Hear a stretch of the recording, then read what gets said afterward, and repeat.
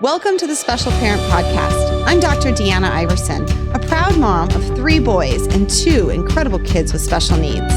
I'm here to remind you that you're not alone on this journey. Whether you're navigating the highs, the lows, or those moments in between, this podcast is your weekly dose of hope, help, and heartfelt guidance. Together, we'll celebrate the victories, tackle the challenges, and connect with a community that truly understands. So grab your favorite cup of coffee or tea, settle in, and let's embark on this empowering journey together. You've got this.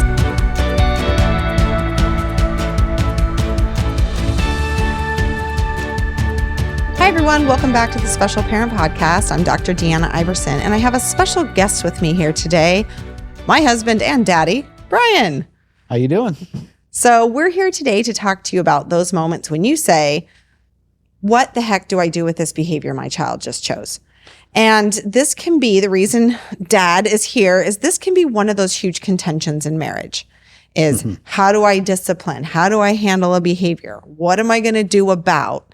And that can be something that can really weigh on a marriage. And that's why I wanted to make sure to kind of have a conversation with us about what are some things that we've done. And then also what are some things that we can suggest for you guys. This is going to be a 3-part episode. The next 2 will be audio only, just so you know. One of the things we're going to talk about, though, is first I'm going to talk a little bit about when we know our child struggles with understanding. How do we discipline when we know understanding is a struggle? Yep. So that's one of the things I wanted to talk about first. The reality is when special needs kids are born and we start recognizing that there's problems, we as parents already jump in knowing there's going to be special circumstances. They're going to have challenges. And at times that can make us go, well, if we know that they're already struggling and challenging, how can I discipline my child? You know, like, is it fair to punish them for certain behaviors when I know they're struggling their own? And then in our case with 2 other boys at home, in the context of how we discipline our other boys who don't struggle with these disabilities, how do we manage that dynamic as well? Yes. Well, mom and dad, and I'm sure anybody with siblings gets this, you let so-and-so do such and such. Do you set the bar differently or do you not? And I you know, my inclination is to, he's got to function in the real world. And so I tend to try not to set a different bar, but then there are times where I just feel like I have to set a different bar. And I think we all struggle with that for sure. And so one of the things is it's key for children. Discipline is to train behavior. It's not about punishment.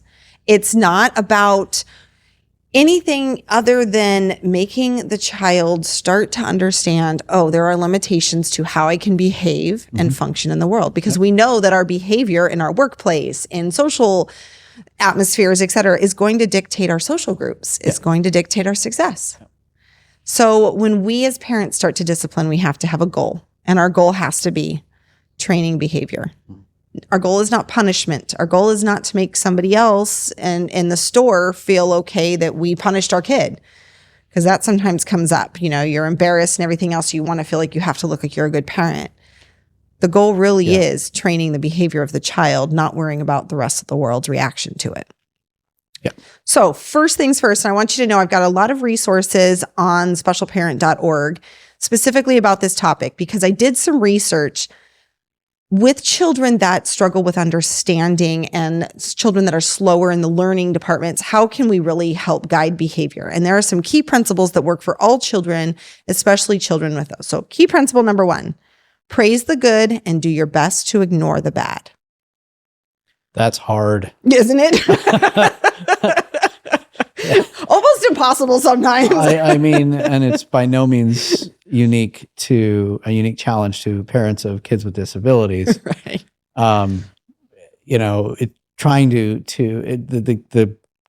key there is seeing it from their perspective or their capability versus what you know about how the world works or how a behavior how you should behave in a given situation. Right. And but it is compounded with kids of disabilities. It is because any attention we give our child is attention. Yeah. So if your child is sitting there going, mom, mom, mom, and you turn around and go, mom's not going to talk to you until you stop hitting her, but you just did. You just talk to your child. Yeah. So it's that struggle between when do we do it too? When do we discipline? It's so hard. Like, cause on one hand, I feel like you have to show them what kind of a real world reaction they might get. Like there is going to be negative reaction, negative reinforcement out there where it's like, oh, wow, they're really pissed off that I did that or said that or acted that way.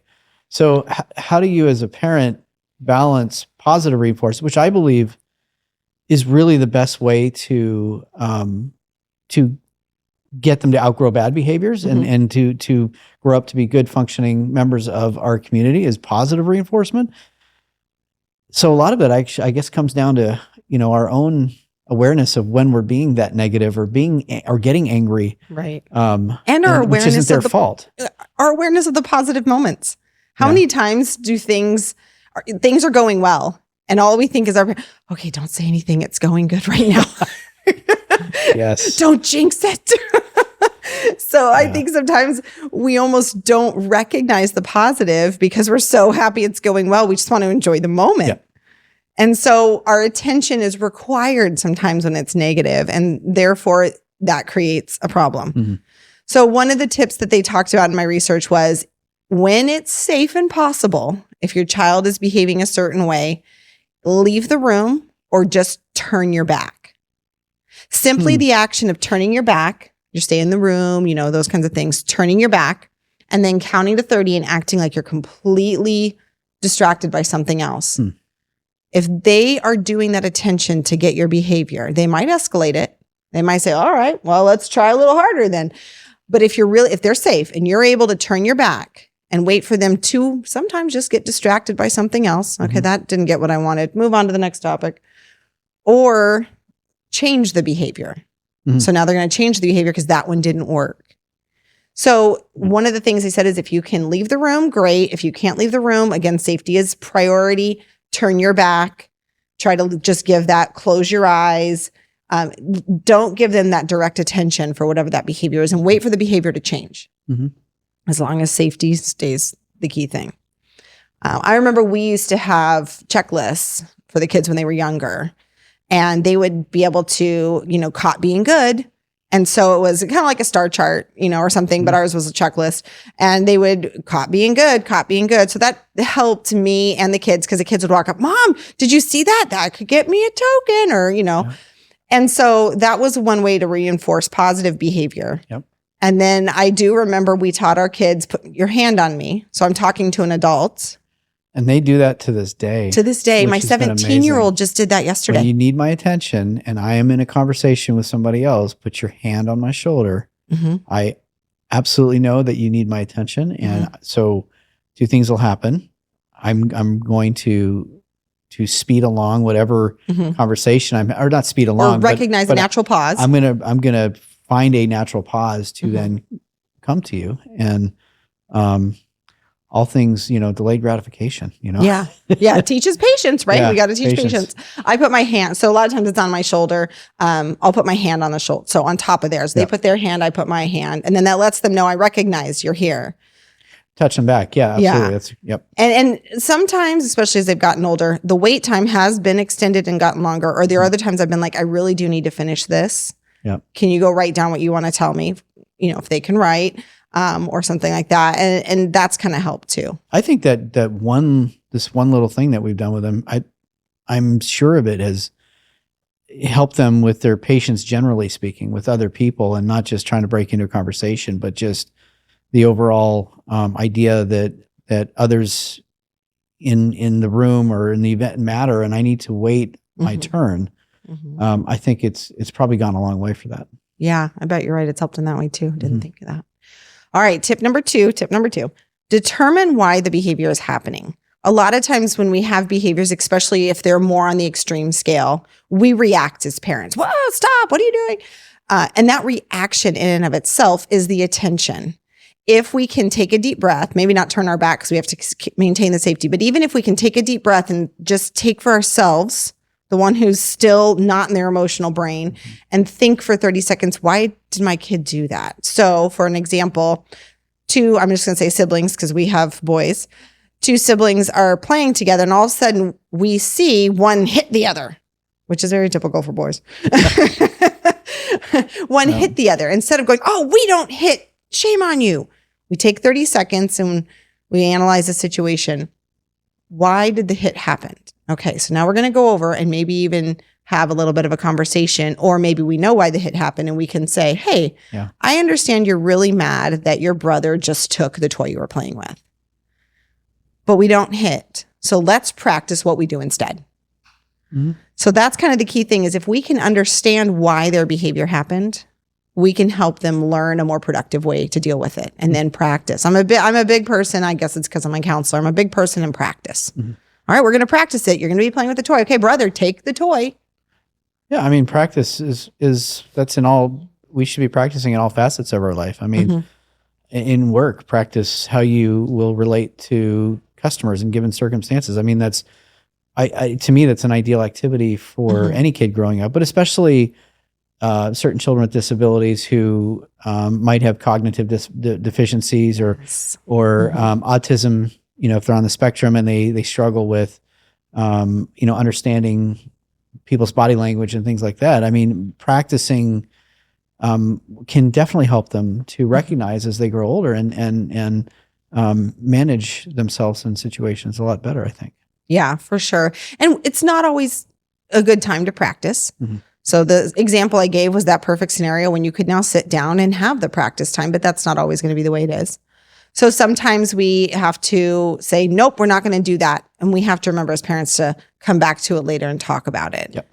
And still practice. So we can practice the how do I react when my sibling takes the toy, but then we can practice with the other sibling asking for the toy and the whole thing. So it can become a big ordeal with that, which means sometimes we don't have time, but we have to remember to come back to it and at least readdress it with the kids. All right. So tip number 3.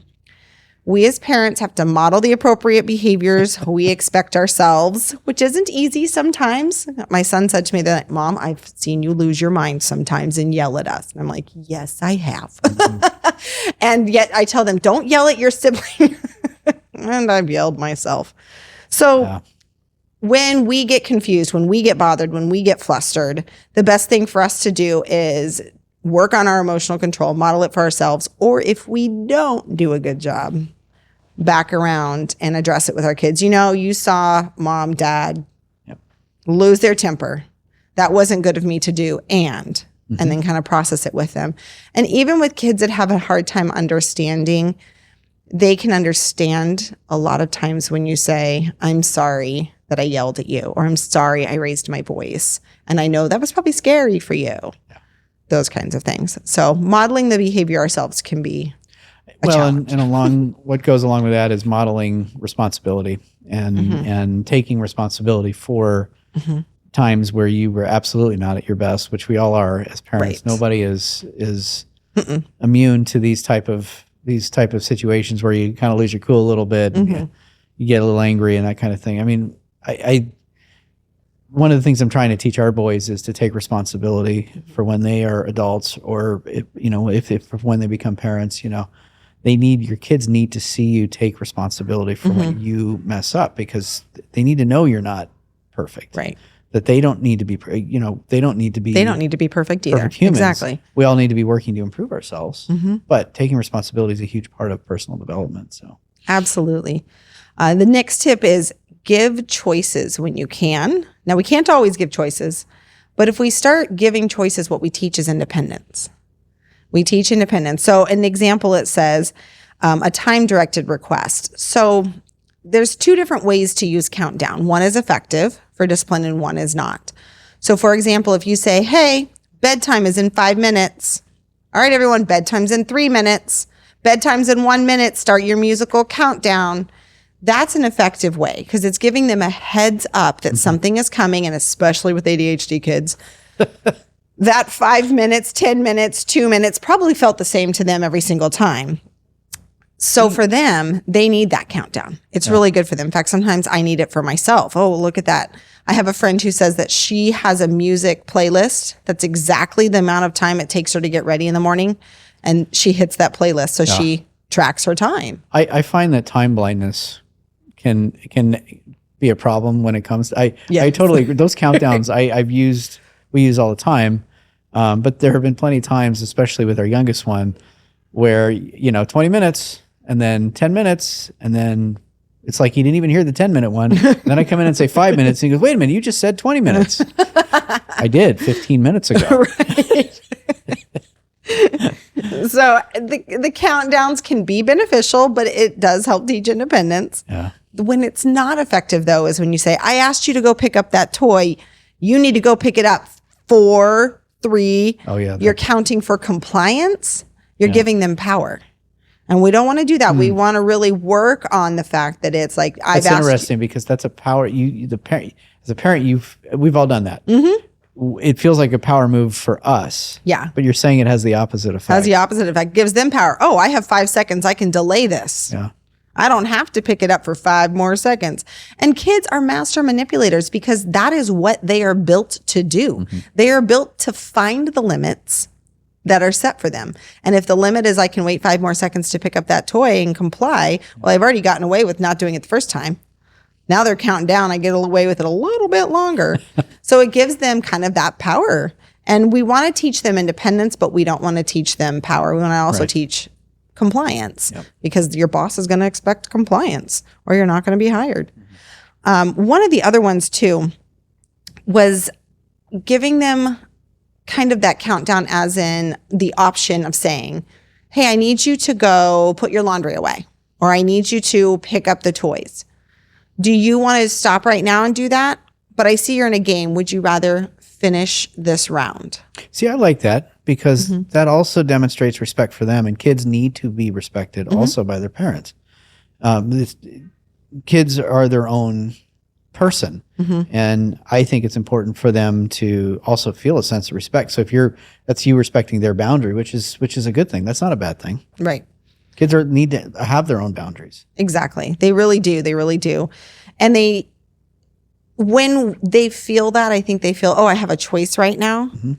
It gives them the right power and Positive control. empowering. Yeah. Yeah. And so I think that that's a key factor that we want to work in with children is understanding when it's appropriate to have choices and when it's appropriate to just comply. Yep. So, all right. Consequences must relate to behavior. So, for example, every perfect consequence loses its effectiveness if it doesn't actually challenge or change the behavior that you're looking for. And you had a great one with our youngest and the cell phones recently. You were noticing that, well, I mean, they all walk around like this nowadays. Yep. In fact, half of the adults do. So everyone has a cell phone. It's a mini computer in our hands. We function every day with it. It's communication. Yep. There's nothing evil in and about the cell phone itself. But especially with young children, it's become such a distraction device that you go, okay, the consequence is that I said something to you. You didn't want to be interrupted on your cell phone. So you were, rawr. They kind of become this monster that comes out.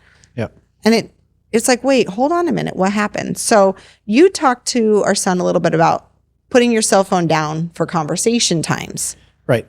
But it was, so we went out to breakfast together and we were sitting there and he was on his phone and I was not on my phone. And I just sort of nudged him and I said, so, tell me, what are you going to do for the rest of today after breakfast today? And he puts his phone down and he starts telling me, what his day's going to be like. And then he goes to pick up his phone and I go, I'm keeping my phone over there so I can talk to you. And he without telling him directly to do it, he did that. He pushed his phone away. And for the next 45 minutes that we were there at the table, he did not touch his phone. It was amazing. And it was awesome. Yeah, that is amazing. Yeah. 45 minutes of not touching their phone. 45 minutes. Usually that's the consequence. I was monitoring. This was it was like a social experiment. I was like, what's going on here? I happen to lean into this. Let's admit it. We all do social experiments with our children. But not every kid's kids are all pretty much addicted to their phones and it's very And when we know they love something like a phone, typically that's the consequence. Let's take away the thing that they like. Yeah. But if it's not related to the behavior, it's not helpful. Yeah. So, for example, I noticed that one night we heard noise coming from our son's bedroom, and I was like, I think he has his phone in there. I think he took his phone in. So it was like It's funny. I said, call him. Yeah. He answered his phone. We're like, Yes, So- what, Dad? So the next day it was, I want you to be responsible with your cellular device because it's going to be with you the rest of your life. Now So you need to learn some limitations. Let's clarify real quick. So this is our oldest, and we do have a standing rule that phones aren't allowed to be in the room, but we did make an exception for our oldest because He was demonstrating uses it- responsibility. He was, to the best that we could track, but he was using it for music at night. He really needed it. We tried the Google speaker thing, but for some reason that didn't work. And he out. does, when I wake him up in the morning, the music's playing. But our oldest is on the spectrum, and he'll put the same song on. It'll just loop the whole night. It would drive me insane. For him, loves it. that's comforting. So I just wanted to clarify. Yeah. So why we we're had the allowing talk it. the next day. I said, you have earned the privilege of having your phone in there at night because you've demonstrated responsibility. And last night we caught you not being responsible. Yeah. So this is your only warning.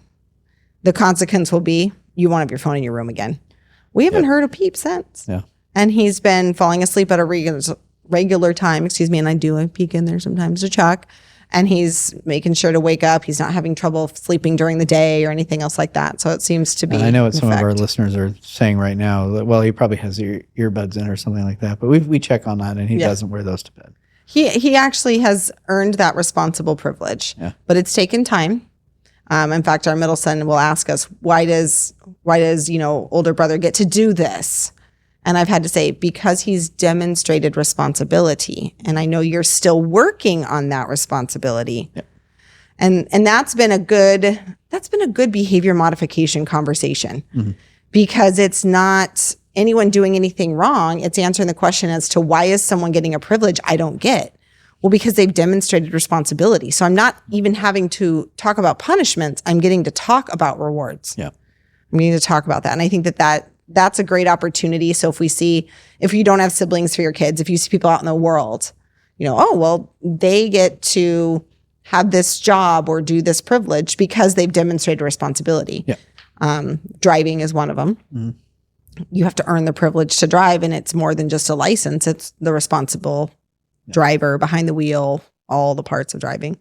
So that's I kind of sidetracked. I'm sorry about that. Consequences relate to behavior. So if they're refusing to do something and we consequence just because they like to do something else, sometimes that helps, but then sometimes it will not. And key thing to learn is, did the consequence change the behavior? Mm-hmm. If the consequence did not change the behavior, then it wasn't the right consequence. Yeah. And you're going to have that happen. I know we've had that happen. And so you move on, and next time you try the next thing, or you try what you hope will work again. Yep. So it don't worry if your consequence doesn't work every time. Just kind of say, okay, I learned from that. Now what am I going to try different next time? Don't worry about it, but also recognize Mm-hmm. that it might not be working and you need to try something else. Yes. All right. Hardest part. Last tip. Consistency. It really is hard, especially when we know that our special needs kids are slower learners. Yeah. A lot of times, slower learning means it's going to take a lot more time for them to learn something. And you will see that children their age have figured something out, and you're saying to yourself, they still don't have it. And that can be absolutely exhausting as a parent to go, okay, we're going to do this again. We're going to keep on doing this. Right. And sometimes it makes you question, is it working? Yep. Sometimes it makes you question, is it working? Do I need to do something different? Other times it just means I just have to keep sticking with it. And that's such an individual. And that is hard as a parent. You often question yourself. Oh, yeah. Everybody does. Like, why is that not working? I usually think I'm a good dad, but this situation's making me feel like I don't know what the heck I'm doing. Right. Oh yeah. But sticking with it, committing to it. And if you have multiple caregivers in the house, like if you're lucky enough to have and respite providers or occupational therapists coming into your home, that creates a lot of consistency. Yeah, you have to make sure everyone's on the same page. Yeah. And we've had to have those conversations. And I know we've even talked about, oh, that's exhausting. And luckily we have a good relationship with the caregiver. And so she's even come to us and said, So I noticed the way that you or Brian or whoever did something, and I had a thought about that. And I appreciate that about her because that took some serious guts. Oh, yeah. She's in our house. These are our kids. But she really honestly cared about their development. Mm-hmm. That's why she was giving that suggestion. But I have to tell you, it really was like a punch in the gut to have someone else kind of critiquing, how it was handled. But at the same time, it got us on the same page together, further along. And at the end of the day, our kids saw a team of people who have the same expectations and consistently are handling things the same way. Yep. And I think that was really key. That was my last one. So remember, key things here. When we talk about disciplining children, regardless of age and abilities, anything and everything we do, we are trying to modify behavior so that they can be more successful in social groups, in work groups, in general, so that they can just have happier experiences with family together. They can have happier experiences with friends. We want our children to learn behavior modification for their own benefit. So it's okay to keep trying. It's okay to never give up. And it's absolutely 100% okay to say that didn't work and I'm going to have to try something else. Yep. Reach out through social media groups, reach out through any sort of like autism group, utilize therapists, utilize counselors, and talk about discipline strategies and be okay to say the old ways that worked for someone or the ways that worked for one child aren't going to be the same for everybody. Mm-hmm. So, and we know that can be exhausting. If you need anything, reach out. Specialparent.org. We're here for you guys. So thank you so much for listening. Have a great day. This program is made possible by friends and partners at the Special Parent Podcast. For more information and to join our mailing list, visit specialparent.org.